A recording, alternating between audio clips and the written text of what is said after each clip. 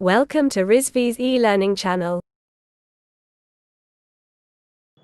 तो good morning class.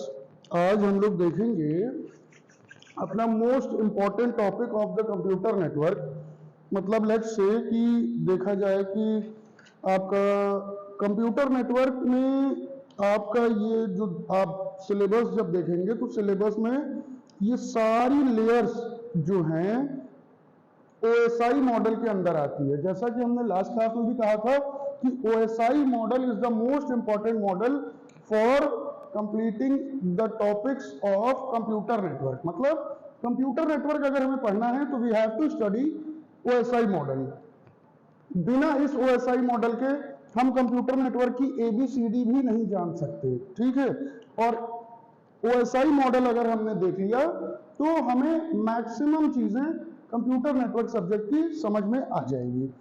तो चलिए, जैसा कि हमने पहले बताया था, हमने इसकी लास्ट क्लास में थ्योरी थोड़ी सी डिस्कस की थी, तो उस थ्योरी को आप देख चुके होंगे, ऐसे ही हम आशा करते हैं। और आगे आपको इसके लेयर्स डायग्राम, उसकी फंक्शनैलिटीज, इसकी सारी लेयर्स, ये पूरा डिस्कस करते हुए हम topic by topic, unit by unit आगे बढ़ते चले जाएंगे। तो जैसा कि आप जानते हैं थ्योरी में हमने पढ़ा था, तो आज हम थोड़ा सा थ्योरी भी फिर से प्रीवियस जो हमने पिछली क्लास में बता दिया था, लेकिन हम तब भी बता दे रहे हैं थोड़ी सी कि आपको ध्यान रहे। The international organisation standardisation develop open system interconnection reference model. मतलब एक ISO इंटरनेशनल ऑर्गेनाइजेशन स्टैंडर्डाइजेशन ने OSI model, open interconnection reference model system, ये बना करके दिया। किस लिए बना करके दिया कि हम वर्ल्ड वाइड एक जगह से दूसरी जगह, एक मशीन से दूसरी जगह, ओवर द ग्लोब हम कैसे यूज करेंगे कंप्यूटर नेटवर्क का एक जगह से दूसरी जगह डेटा को पहुंचाने में और ट्रांसफर करने में, ठीक है। और ये सारी लेयर्स, सातों लेयर, इसको आप लेयर मत समझ लीजिएगा, 7 लेयर ये हैं आपकी, 1 2 3 4 5 6 7। ये ऊपर हमने OSI मॉडल हेडिंग डाल दी है, ये लेयर नहीं है, ये तो आपका, ये तो पूरा मॉडल ही है, ठीक है। 7 मेन लेयर यही हैं, जो कि यही सातों लेयर मिल करके एक साथ कोई भी डेटा इस जगह से उस जगह कैसे जाना है, कंप्यूटर नेटवर्क कैसे स्टेबलाइज होगा, कैसे उसको बनेगा, वो चीज ये सातों लेयर्स करेंगी, ठीक है। यही सातों लेयर्स एक साथ काम करेंगी, तभी जो है हम ये कह सकेंगे कि प्रॉपर कम्युनिकेशन हुआ और डेटा प्रॉपरली एक जगह से दूसरी जगह सही से पहुंच पाया, ठीक है। तो इसको समझने के पहले, ये तो आपने देखा, इसको देखने के पहले हम थोड़ा सा ये देखते हैं कि कंप्यूटर नेटवर्क में ये जो OSI मॉडल है, इसकी फंक्शनैलिटीज क्या है। देखिए, फंक्शनैलिटीज पे अगर हम आएंगे तो अराउंड 70 या मोर देन 70 फंक्शनैलिटीज होती हैं, ठीक है। सबको बताना, सबको डिस्कस करना ये पॉसिबल ऐसे नहीं हो पाता, इस वजह से इन सातों लेयर्स को बनाया गया। इन सातों लेयर्स में इन 70 से ज्यादा फंक्शनैलिटीज को डाला गया, तब जाकर के ये सातों लेयर्स एक दूसरे से कंबाइन होकर के प्रोसेस करती हैं, ठीक है। अब ये देखिए एक चीज कि ये 3 लेयर जो है, ये शुरुआत की 1 2 3, इसको हम सॉफ्टवेयर बेस्ड कहते हैं, ठीक है। फिर ये चौथी वाली छोड़ दीजिए, ये है 3 लेयर जो लास्ट की 5 6 और 7, ये हमारी हार्डवेयर लेयर्स होती हैं, ठीक है। ये तीनों सॉफ्टवेयर बेसिस पे काम करेंगी और ये तीनों हार्डवेयर लेवल पे वर्क करेंगी। अब आप कहेंगे कि ये ट्रांसपोर्ट लेयर क्या है, तो ये ट्रांसपोर्ट लेयर है हार्ट ऑफ द, मतलब एक तरह से हृदय है, हार्ट है इस पूरे सिस्टम का, इस पूरे OSI मॉडल का। ये ट्रांसपोर्ट लेयर एक हार्ट है, मतलब मुख्य हिस्सा ये है। ये 3 सॉफ्टवेयर वाली हैं, ये 3 हार्डवेयर वाली हैं, और ये जो ट्रांसपोर्ट लेयर है ये आपकी हार्ट ऑफ द आप कह सकते हैं कम्युनिकेशन या फिर ट्रांसफरिंग ऑफ डाटा, सारी चीजें ये। तो फंक्शनैलिटी हम डिस्कस कर रहे थे। फंक्शनैलिटी क्या है? फंक्शनैलिटी में देखिए 2 तरह की फील्ड्स आती। अगर हम इसको ना बनाते और पूरी फंक्शनैलिटी पे ही काम करते तो फंक्शनैलिटी हमारी 2 तरह की आती। पहली आपकी मैंडेटरी फील्ड, दूसरी आपकी ऑप्शनल। मतलब मैंडेटरी क्या क्या क्या होती, 70 है, 70 से ज्यादा है, यहां हमने लिख दिया मोर देन 70 फंक्शनैलिटीज।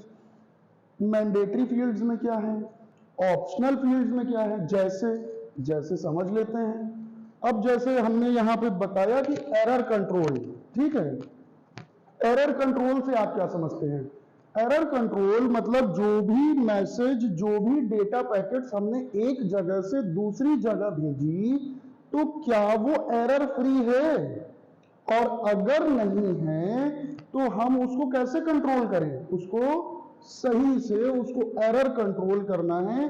तो ये एरर कंट्रोल की फील्ड आ गई, ठीक है। मैंडेटरी फील्ड में, फंक्शनैलिटीज में, मैंडेटरी में, इसमें एरर कंट्रोल। हमने एग्जांपल के तौर पे ये दो लिखे हैं।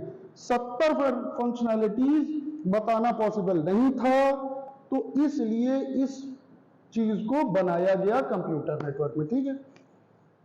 फिर उसके बाद दूसरा है फ्लो कंट्रोल। अब किस तरह से फ्लो होना है, ठीक है, किस तरह से, कितनी स्पीड में क्या डेटा की कितना बड़ा डेटा है, कितने एमबीपीएस स्पीड है, कैसा क्या है, ये सारी चीजें फ्लो कंट्रोल में आ जाती हैं।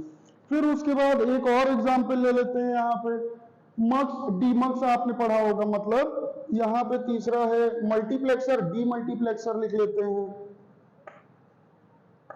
मल्टीप्लेक्सर एंड मक्स एंड डीमक्स लिख लिया हमने, ठीक है। मल्टीप्लेक्सर एंड डीमल्टीप्लेक्सर, छोटे में लिखा है, जगह कम है, ठीक। तो मल्टीप्लेक्सर, डीमल्टीप्लेक्सर, कहां पे हमें मल्टीप्लेक्सिंग की जरूरत पड़ेगी, ठीक है। मल्टीप्लेक्सर, डीमल्टीप्लेक्सर हम समझते हैं कि आपने लास्ट ईयर पढ़ा होगा, आपका सब्जेक्ट एक टू रहता है, उसमें आपके मल्टीप्लेक्सर और डीमल्टीप्लेक्सर मिला होगा, ठीक। फिर उसके बाद मान लेते हैं ये तो 3 इसके मतलब एग्जांपल हमने बता दिया कि फंक्शनैलिटीज क्या है। फंक्शनैलिटीज में मैंडेटरी फील्ड क्या है, ऑप्शनल फील्ड क्या है। मैंडेटरी में आपके ये 2-3 आ जाते हैं, ऑप्शनल फील्ड्स में आपके ये सब आ रहे हैं। अब ऑप्शनल फील्ड्स में क्या है हम देख लेते हैं। Encryption, decryption. इंक्रिप्शन डिक्रिप्शन आप जानते होंगे कि क्रिप्टोग्राफी का पार्ट है। क्रिप्टोग्राफी में कहां पे इंक्रिप्शन होगा, कौन सा मैसेज को इनक्रिप्ट किया जाएगा और कौन से मैसेज को डिक्रिप्ट किया जाएगा, ठीक है। यही है क्रिप्टोग्राफी, यहां पे लगेगी। अब जैसे मान लीजिए फॉर एन एग्जांपल हम देखते हैं, आप कभी भी HTTP, जनरली HTTP का यूज करके हम कोई चीज किए तो वहां पे तो इंक्रिप्शन डिक्रिप्शन की जरूरत नहीं पड़ी आपकी क्रिप्टोग्राफी की, लेकिन जैसे ही हमने HTTPS किया वहां पे हमें इंक्रिप्शन डिक्रिप्शन की जरूरत पड़ गई ना। तो इसी तरह ये एक फील्ड आपकी हो गई, ऑप्शनल फील्ड है। फिर उसके बाद HTTP और HTTPS, इससे आपको समझ में आया ना कि ऑप्शनल फील्ड है। अब दूसरा है ये हमारा चेक पॉइंट। चेक पॉइंट क्या है, मान लीजिए कि हम कोई 500 MB का डेटा इस जगह से इस जगह यूजिंग वाया कंप्यूटर नेटवर्क हमने सेंड कर रहे हैं। अब 200 MB चला गया, ठीक, 200 MB चला गया, वहां पे नेटवर्क फेल हो जाता है। नेटवर्क के फेल होते ही क्या वो फिर से जाने लगेगा? नहीं। इसीलिए चेक पॉइंट्स का यूज किया जाता है कि मान लीजिए हर 100 MB के बाद हमने कोई चेक पॉइंट लगा दिया, ठीक है। पहले 100 MB गया, वहां पे चेक हुआ, 200 MB गया, वहां पे चेक हुआ, अब 201 से वो वहां पे नेटवर्क फेल हो गया।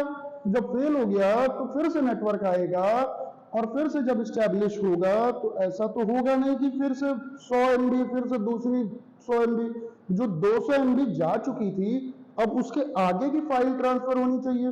तो वही चेक पॉइंट का यूज करके हम यहाँ पे चेक पॉइंट्स लगा दिए, ठीक है। चेक पॉइंट्स लगा देने से ये हुआ कि अगर 200 MB जाने के बाद कोई नेटवर्क डैमेज हुआ या नेटवर्क ब्रेक हो गया किसी भी रीजन से तार टूट गई या आप वाया एयर या इंटरनेट के थ्रू अगर भेज रहे हैं तो उसमें अगर कोई प्रॉब्लम आ गई तो आप इससे जो है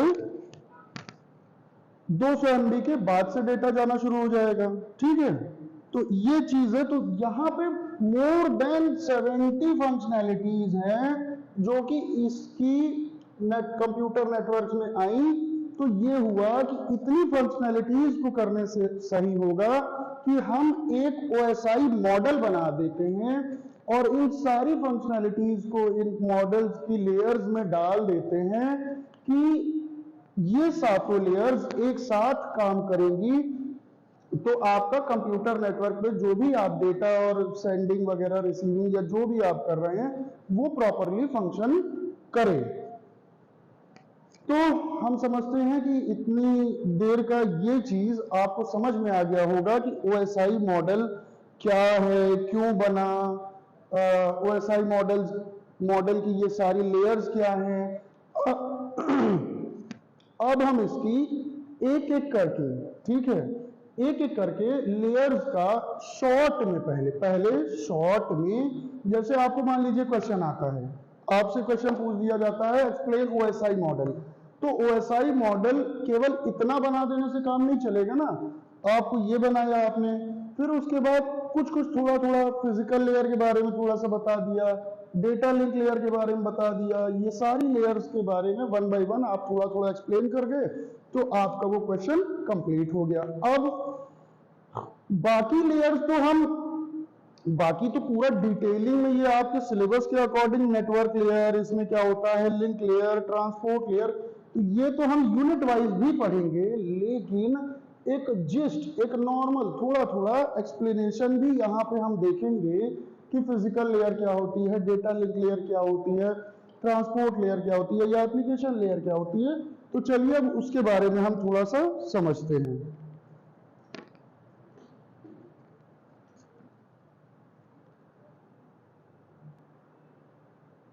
देखिए, एक चीज हम बताना चाहेंगे कि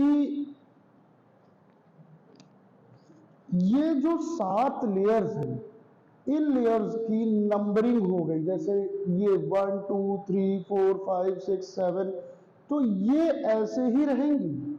ये नहीं कि आपने किसी को उठा के ऊपर, किसी को उठा के नीचे, क्योंकि इनकी फंक्शनिंग ऐसे की गई है। ठीक है, कि कौन सी लेयर कहां पे वर्क करेगी, कौन सी लेयर किसके ऊपर वर्क करेगी, कौन सी लेयर पहले वर्क करेगी, कौन सी लेयर बाद में वर्क करेगी। ठीक, तो इन चीजों का भी बहुत अच्छे से ध्यान रखिएगा। तो आज हमने डिस्कस किया, आज हमने OSI मॉडल का 7 लेयर डायग्राम डिस्कस किया, इसकी फंक्शनैलिटीज के बारे में समझा कि आखिर OSI मॉडल को बनाने का, ये लेयर डायग्राम बनाने का, ये लेयर्स में फंक्शन कराने का मुख्य हमारा उद्देश्य क्या है। ठीक है, और नेक्स्ट क्लास में हम इनके बारे में, सबके बारे में हम समझेंगे कि कौन सी लेयर मेन, उसका जिस्ट क्या है। ठीक है, तब तक के लिए हम समझते हैं कि आज के लिए आप लोगों के लिए इतना ठीक है। अब हम लोग मिलेंगे अपनी नेक्स्ट क्लास में, जिसमें हम लोग फिजिकल लेयर के बारे में, डेटा लिंक लेयर और इन सारी लेयर्स के बारे में समझेंगे। इसके बाद आपका दूसरा इंपॉर्टेंट टॉपिक आपके सब्जेक्ट में आता है TCP IP प्रोटोकॉल। जैसा कि हमने पहले भी बताया था, transport control protocol, internet protocol, इसके बारे में भी, इसका भी हम लोग डायग्राम, इसका भी हम लोग प्रॉपर समझेंगे कि ये किस तरह से, कैसे लेयर्ड फॉर्म में वर्क करता है कंप्यूटर नेटवर्क में। ठीक है, तब तक के लिए थैंक यू क्लास।